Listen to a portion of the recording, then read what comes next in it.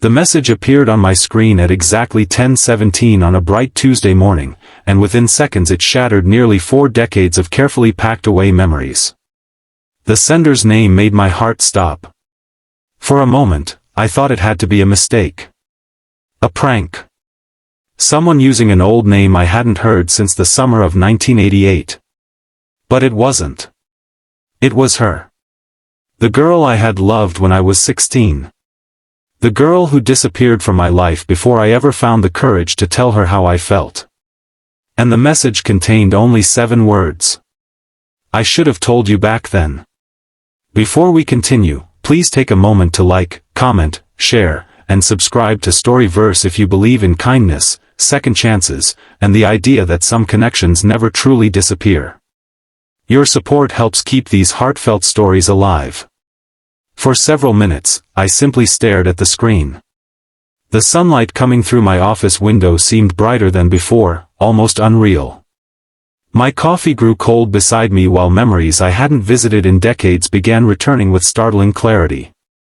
Her name was Marisol Hart. I was 16 when I met her. Back then, our town was small enough that everyone knew everyone else's business.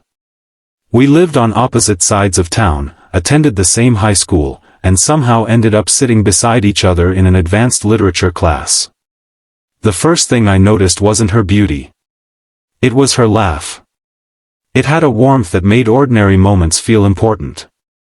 Every morning seemed brighter when she walked into class. Every afternoon felt shorter when we talked. At first we were simply friends. We exchanged notes about books. Shared jokes during lunch. Walked home together after school events. Nothing dramatic happened. No grand romance. No movie-like moments. Just countless ordinary afternoons that slowly became the most important part of my life. The problem was that I was painfully shy. I came from a family that struggled financially. My father worked long shifts at a factory. My mother cleaned houses. I wore the same few outfits repeatedly and constantly worried about not fitting in. Marisol, on the other hand, seemed confident and effortlessly bright. She was kind to everyone. Teachers loved her. Students admired her. I convinced myself she could never possibly see me the way I saw her. So I buried my feelings. I became an expert at pretending friendship was enough. The summer before our senior year changed everything. We spent nearly every day together. We rode bicycles along country roads. Sat beneath giant oak trees discussing dreams for the future. Watched fireworks during the town festival. There were moments when I thought she might feel something too. Moments when our eyes lingered a little longer. Moments when silence felt strangely meaningful. Yet every time an opportunity appeared, fear won. I always found a reason not to say anything. I told myself there would be another chance. Then life made the decision for me. Near the end of August, her father accepted a job across the country. The move happened quickly. 1 week she was there. The next week she was gone.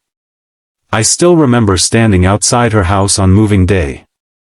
The truck was loaded. Boxes filled the driveway. Neighbors stopped by to say goodbye. I wanted to tell her everything. I wanted to say that she wasn't just my friend. That she was the first person who had ever truly mattered to me. But I didn't. Instead, I smiled. Wished her luck. And watched her leave. For years afterward, I replayed that moment. Wondering what might have happened if I had found the courage. Life moved forward, as life always does. College came and went. Jobs changed. Cities changed. Relationships began and ended. I eventually married a wonderful woman named Tessa. We built a good life together. Raised 2 children. Bought a modest home. Shared holidays, birthdays, and countless ordinary days that became precious memories. When Tessa passed away after a long illness, the silence she left behind felt unbearable. Grief changed everything. The house suddenly seemed too large. The evenings became too quiet. My children were grown and living their own lives. I learned how loneliness can arrive even when your life has been full of love. Years passed. I adapted. I kept busy. Volunteered at community programs. Worked part-time consulting jobs. Spent weekends gardening. Outwardly, everything appeared fine. But there were still moments when old memories surfaced unexpectedly. A song on the radio. A certain book. A familiar summer scent. And somehow, those memories often led back to Marisol. Not because I was still in love with a teenage fantasy. But because she represented something unfinished. A chapter without an ending. A question that had never been answered. Then came that Tuesday morning. The message. I should have told you back then. My hands trembled as I typed a response.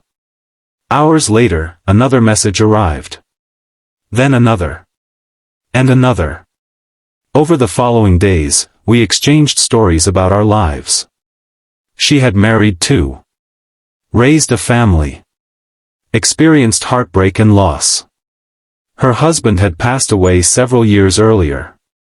Like me, she had spent years learning how to rebuild after grief.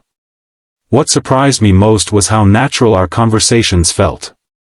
38 years had passed. Yet somehow the connection remained. It wasn't identical to the one we'd shared as teenagers. It was deeper. Softer. More honest. The walls we once hid behind no longer existed. One afternoon, after a week of messages, she finally explained what she had meant. For decades, she confessed, she had carried a secret. Back in high school, she had feelings for me too. Strong feelings.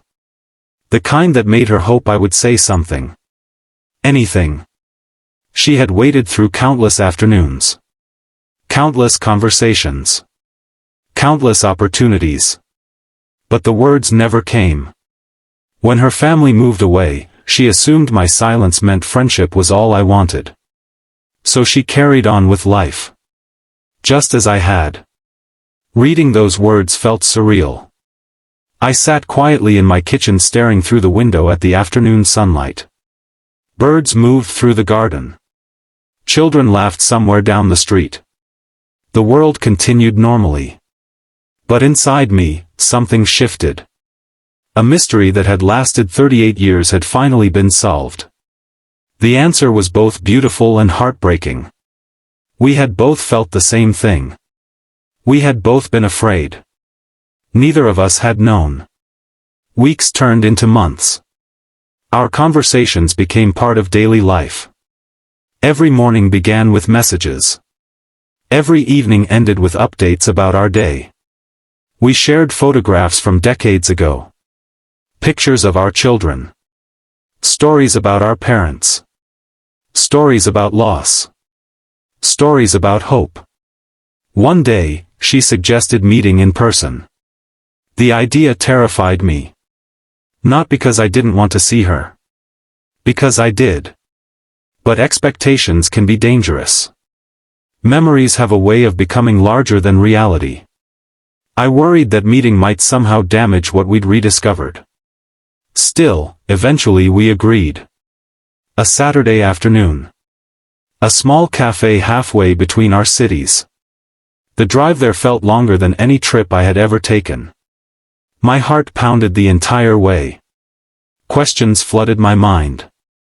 Would we recognize each other immediately? Would conversation feel awkward? Would the connection survive beyond a screen? When I arrived, I spotted her through the window. Time had changed us both. Of course it had. The years had left their marks. Silver hair. Gentle wrinkles. The visible evidence of lives fully lived. Yet somehow I recognized her instantly. And somehow, she recognized me. The moment our eyes met, every nervous thought disappeared. The warmth I remembered was still there. Not in the same form. Not frozen in time. but present. Real. Alive. We spent hours talking. Then more hours walking through a nearby park. The afternoon sunlight stretched across the pathways as we shared stories we'd never had the chance to tell decades earlier. Neither of us tried to pretend we were teenagers again. We weren't. We were two people who had survived life. People who understood loss. People who understood gratitude. People who understood how precious time truly is. That made the connection even more meaningful.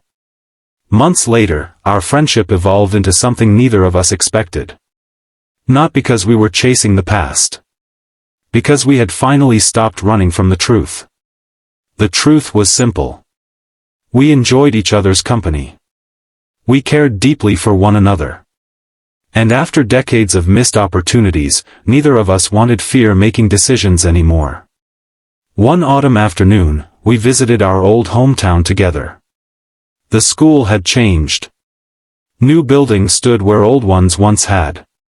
Many familiar places had disappeared. Yet some landmarks remained.